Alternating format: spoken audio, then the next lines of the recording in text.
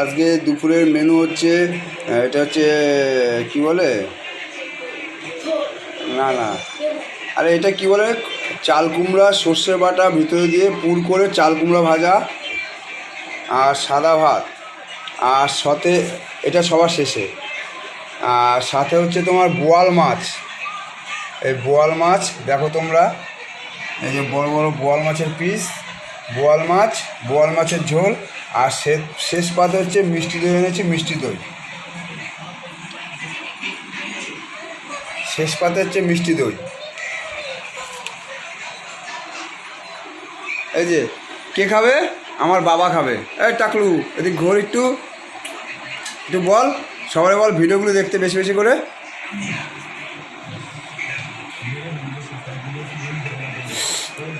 এখন খেতে বসবো, আর আমার গোপাল আমার ঘরে, গোপালের খাওয়া দাওয়া কমপ্লিট।